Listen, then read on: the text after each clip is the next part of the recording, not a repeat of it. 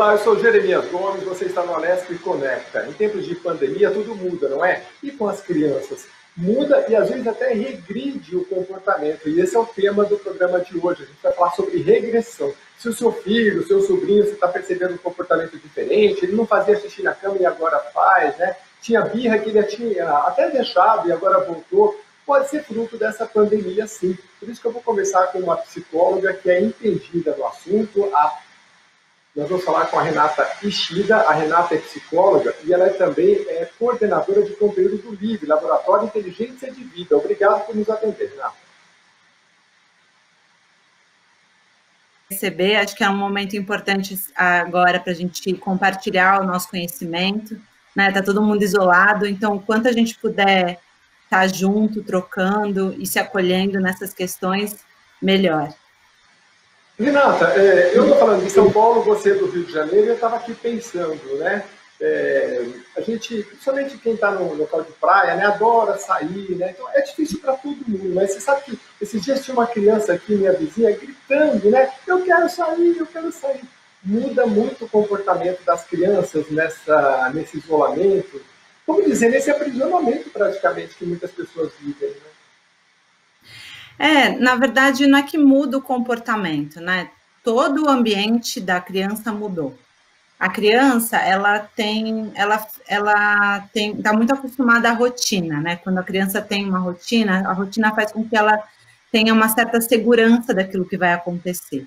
E aí, de repente, tudo muda. Isso gera uma reação na criança, provavelmente de insegurança. O que vai acontecer?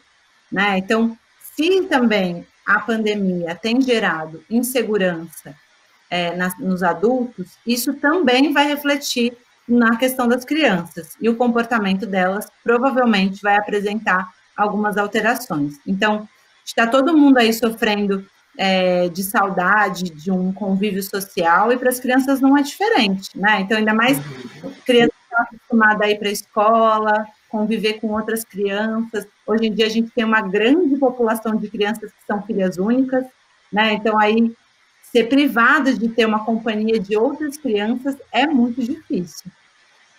A conversa nossa hoje é sobre regressão, né? É um termo que é definido na psicologia, eu nunca tinha ouvido. É um termo que é comum, assim, a gente ouvir. Na verdade, é um comportamento regressivo, né? Então, as crianças acabam apresentando comportamentos que indicam uma regressão em relação ao desenvolvimento delas, que elas estavam apresentando normalmente, né? Então, algumas coisas que elas poderiam já ter deixado de fazer, por exemplo, de fazer xixi na roupa, então a criança já desfraldou, e aí ela volta a fazer xixi na cama, ou fazer xixi na roupa, ou, por exemplo, a criança volta a apresentar uma dificuldade em falar algumas palavras que ela já conseguia falar corretamente. Então, são comportamentos desse tipo que a gente chama de regressão. Entendi. Você falou do xixi, e eu lembrei aqui que eu conheci na infância gente que fazia xixi na cama, e aí acho que quem está nos assistindo fica perguntando por que isso acontece, né? Vamos abrir esse capítulo e depois a gente volta para o outro, né? É interessante isso, porque às vezes a criança avança na idade, é um comportamento dessa criança de medo, o que seria isso? Então, na verdade, assim, o que a gente entende como regressão, de voltar algumas etapas do desenvolvimento, é algo rotineiro, né, no desenvolvimento infantil. Porque, assim, você pensar que a criança nasce e ela precisa aprender todo um repertório de regras sociais e culturais, é muita coisa, né? Não é óbvio para a criança. Para a gente que é adulto, é óbvio que a gente tem que fazer xixi no banheiro, né? Que determinadas coisas a gente faz de determinado jeito, que a gente tem milhões de palavras ali. Mas para a criança é todo um universo novo que ela precisa aprender. Então, o desenvolvimento da criança é muito intenso, é muita coisa. Então, às vezes, a criança precisa dar um passinho para trás para se sentir mais segura e continuar nesse desenvolvimento. Então, essas pequenas regressões são esperadas, inclusive, né? É algo rotineiro. Só que quando a gente tem, por exemplo, uma grande mudança na vida da criança, como, por exemplo, a situação de quarentena, que é da pandemia que está oferecendo aí para a gente, então a criança deixa de frequentar a escola, ou quando nasce um irmão, ou quando os pais se separam, existe uma ruptura na vida da criança. E aí a tendência da criança é também voltar uns passinhos atrás. Esses passinhos atrás é como se fosse um lugar confortável para a criança. Ah, lá eu sei que quando eu choro, eu ganho minha recompensa. Lá eu sei que eu tenho minha chupeta, que vai me dar um colo. Então, é quase que fosse uma busca por um conforto, por um colo. Né? Então, é buscar um lugar confortável. Mas, dentro do desenvolvimento da criança, isso é algo que acontece com frequência. Só que nesses casos de grande mudança, isso pode vir de uma forma mais intensa, né? A gente está conversando aqui com a Renata Ishida, que é psicóloga, ela fala diretamente do Rio de Janeiro, e está explicando aqui para a gente o comportamento da regressão. Quando a gente fala em regressão nesses comportamentos, a gente está falando até que idade, Renata? Então, na verdade, é mais comum a gente ver esses comportamentos com crianças menores, né?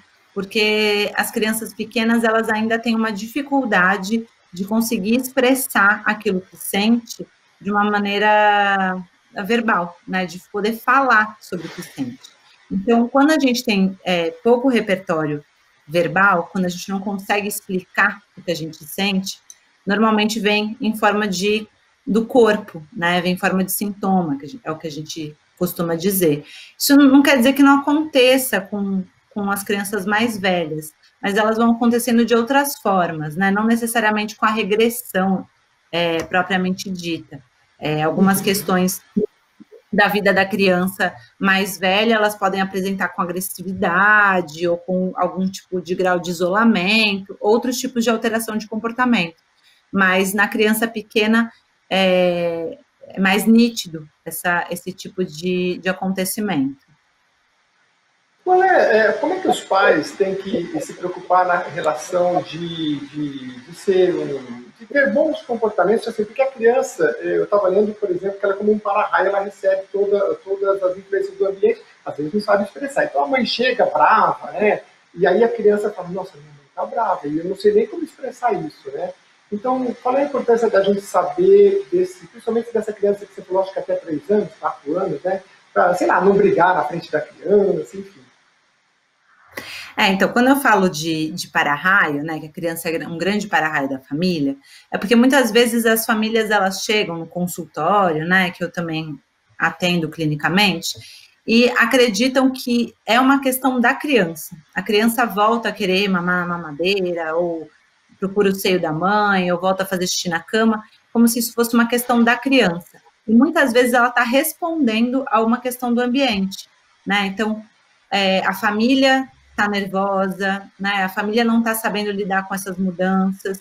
Então, dentro dessa situação de quarentena, muitas vezes a família está estressada porque não está conseguindo trabalhar de uma maneira mais tranquila dentro de casa, ou perdeu o emprego, né? Ou está com medo porque tem alguém adoecido na família. Então, a própria família está com uma dificuldade de lidar com essas questões. Só que não consegue falar sobre isso. Né? E aí a criança sente, né? A criança sente, e aí ela pode se sentir mais insegura. E aí, muitas vezes, ela acaba somatizando, né? Então, apresentando em comportamento, apresentando de uma maneira física aquilo, essas inseguranças que aquele ambiente causou. Então, se a família reage, né, diante dessa situação, uma criança, de uma maneira agressiva, ou tentando reprimir isso, tipo, não pode isso, não pode fazer xixi na cama, a criança vai se sentir mais insegura e mais acuada, né? O caminho mais interessante é o diálogo. Mesmo que a criança ainda tenha pouco repertório verbal, mesmo que a criança ainda se comunique pouco através das palavras. Então, abrir o diálogo é poder falar que, por exemplo, para a criança, poxa, eu já sei que você não fazia mais xixi na cama, então você sabe fazer xixi no banheiro, você sabe pedir para ir ao banheiro, vamos lembrar isso, Então, é convidar a criança e encorajá-la a retomar esse caminho, né? O diálogo também é importante para abrir espaço para a criança falar sobre as inseguranças dela. Se ela está apresentando esse comportamento regressivo porque ela está insegura, porque ela está com medo, então é importante que você, da família, abra a oportunidade para a criança falar sobre isso, né? Então, se ela se sente segura e acolhida, que ela vai ser ouvida, isso vai ter um caminho, né? Então, é super importante que a família faça isso. Outra coisa importante para a família fazer é olhar para si, né? Se a criança é um grande para-raio da família, então a família precisa entender no que ela está adoecendo. Então, tem aquele famosa situação do avião, né? Então, quando o avião está caindo, está despressurizando o ar, você primeiro coloca a máscara de oxigênio em você, para depois colocar na criança. Então, esse é o convite que eu faço para as famílias. Olhe para si, será que vocês não estão mais estressados? Vocês não estão propiciando um ambiente mais agressivo e mais violento? Porque se isso estiver acontecendo, não adianta olhar para a criança e achar que a criança precisa resolver os problemas dela, né? A gente, enquanto adulto, precisa também cuidar das nossas questões emocionais para que a criança também consiga, né? Então, essa é a dica.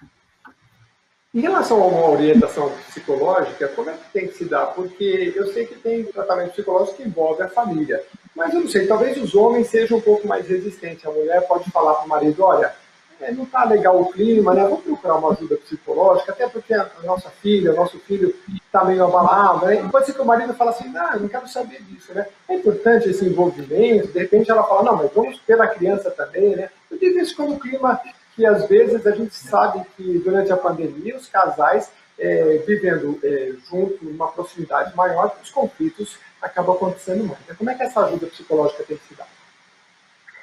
Então, na verdade, você está falando aí de uma situação em que o casal, né, ele vive junto, né? A gente tem hoje muitas situações de famílias monoparentais, né? Que a mulher vive sozinha, que o homem vive sozinho, mas uma situação em que pai e mãe da criança vivem juntos,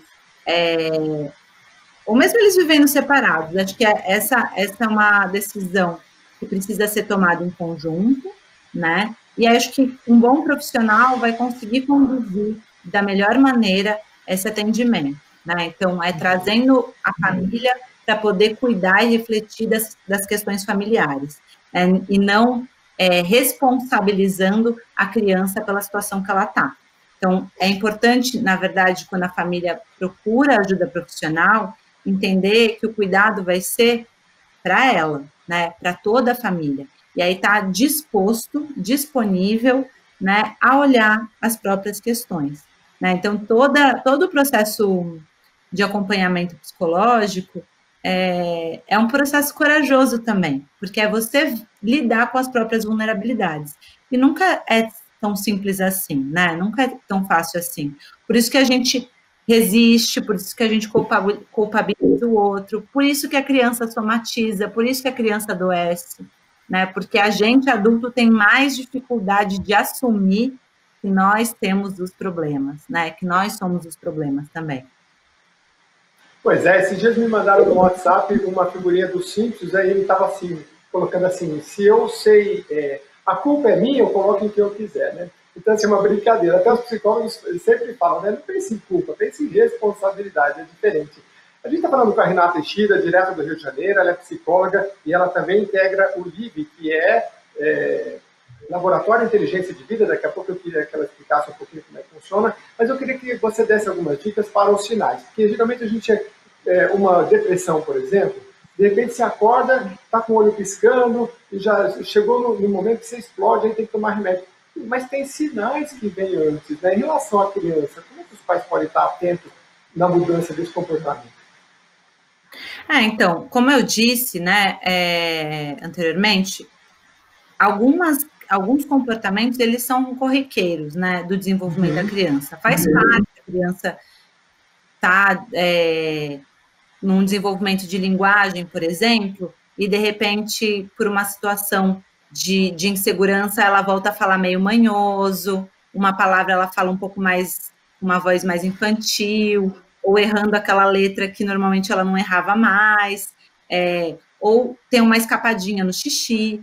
Isso é esperado, né? Agora, quando a regressão ela se torna quase que limitante na criança, né? Então, por exemplo, eu tenho uma regressão física significativa. A criança que conseguia subir no sofá não sobe mais, ela não anda mais, volta a engatinhar, são coisas mais gritantes. Isso sim faz com que seja urgente você procurar um profissional de saúde, um psicólogo, né? Então, um médico. Então, é importante que a família não feche os olhos para isso, esteja atento a isso, esteja disposto a escutar esse profissional, né? Então, tem coisas que são rotineiras e tem coisas que a gente começa a entender que precisa, sim, de uma ajuda profissional, né? Então, eu falo da importância também de lidar com essa situação de uma forma rotineira, porque, às vezes, a gente já quer patologizar a criança, né? Já quer tornar a criança doente, né? Então, isso também é um risco, né? Então, tem coisas que são tranquilas, mas quando começa a ficar muito limitante, você vê que a criança, ela regrediu muito mais do que seria, acho que o dentro do esperado, né? Então, uma coisa na linguagem, uma coisa no xixi, uma coisa mais corriqueira, quando você vê que limita mesmo a criança, já está na hora de procurar um profissional. Mas eu também gosto de dizer que sempre quando tiver em dúvida, é legal procurar um profissional para esclarecer. Às vezes, numa conversa, você se sente mais à vontade. Então, não necessariamente você vai levar a criança no consultório. Você pode procurar um profissional, simplesmente para bater um papo, falar que você está se sentindo insegura e esclarecer. Então, tem dúvida? Procura um profissional. É sempre a melhor opção. Inclusive, procurar um profissional, o próprio Conselho de Psicologia autoriza isso que a gente está fazendo aqui, não é, Renata? De uma consulta online, né? Então, de repente, você pode procurar profissionais que atendam remotamente também. A Renata, por exemplo, está lá no Rio de Janeiro, mas agora com atendimento remoto, não sei se você faz, pode conversar com pessoas do Brasil inteiro, não é isso? Sim, nesse momento de pandemia, eu estou atendendo até gente em outro continente. Olha que interessante. Agora eu queria falar um pouquinho, a gente está falando de regressão, eu queria falar sobre irritabilidade, e você falou assim, olha, cuidado para não diagnosticá-la já de antemão, uma doença que às vezes nem existe, né? E a gente sabe, por exemplo, que o número de medicação para criança, a gente está falando de criança hoje, né?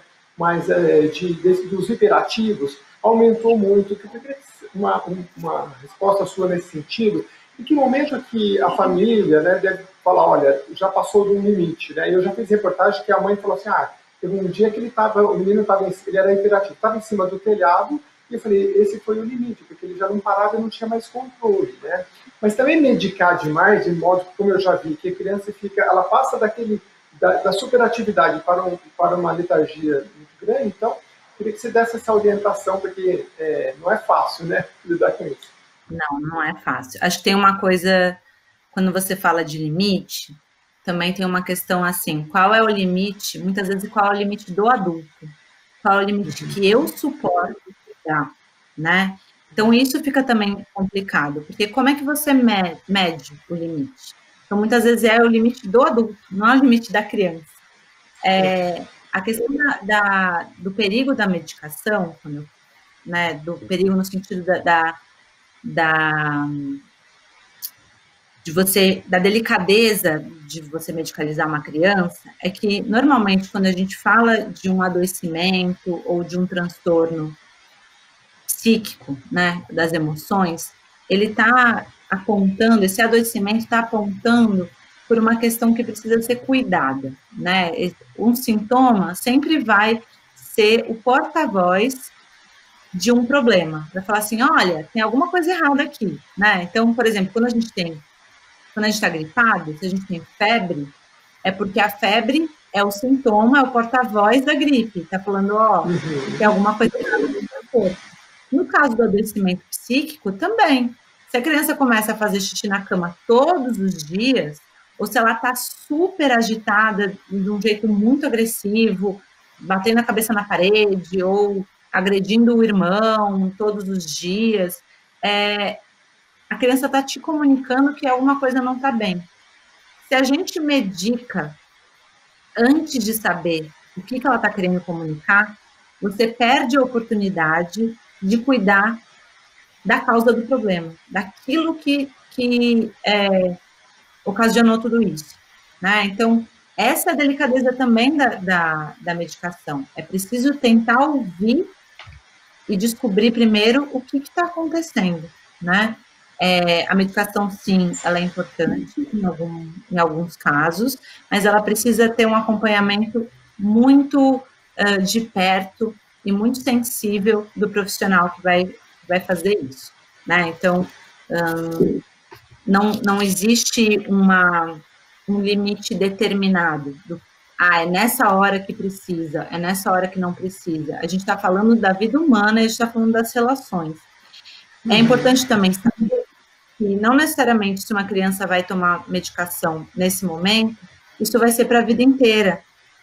O constante atendimento e processo de reavaliação é importante, porque o medicamento não precisa ser para a vida inteira. Ele precisa agir diante de uma situação que está pedindo essa ajuda, né?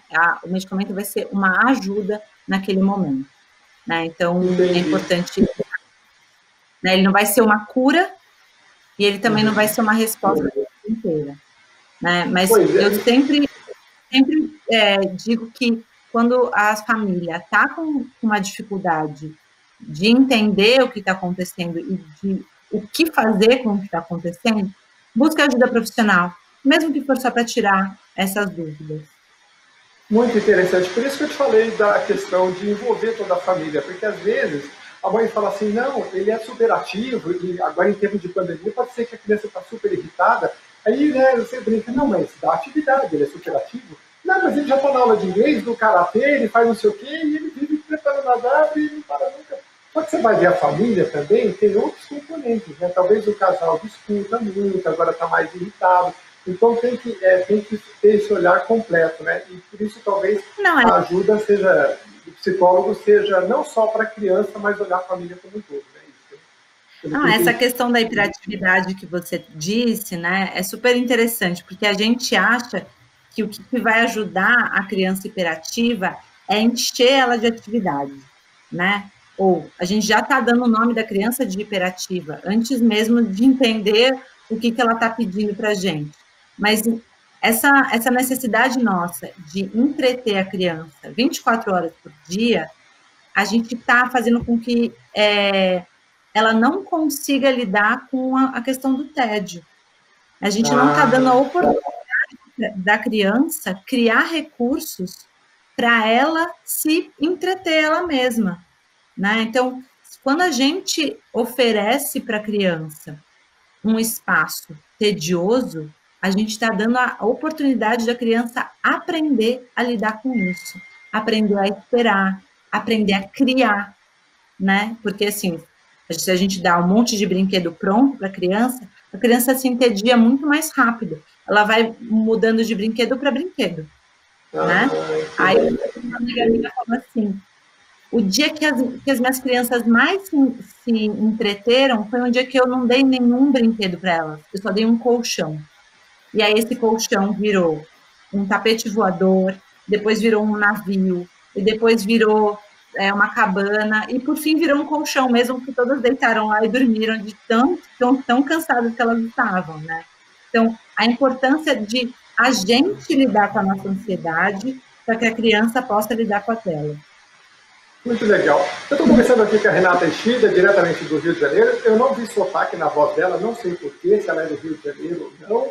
Eu queria que ela falasse também do Livre. O que é o Livre para a gente caminhar para o final? Eu sou de São Paulo, mas eu moro no Rio. E coordenadora de conteúdo pedagógico do LIVE, que é o Laboratório Inteligência de Vida.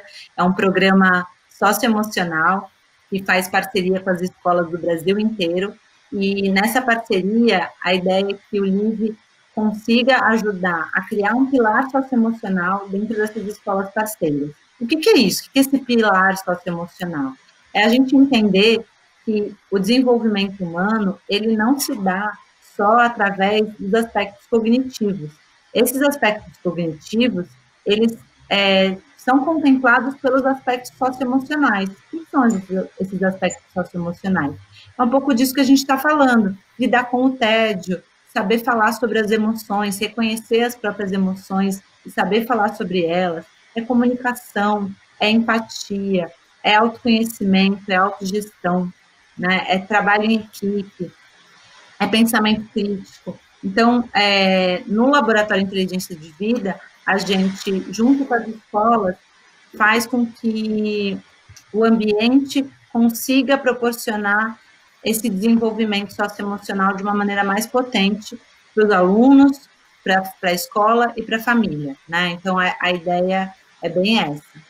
Então, é um programa que faz esse desenvolvimento desde educação infantil, de 3 anos, até o ensino médio, no 3º ano do ensino médio.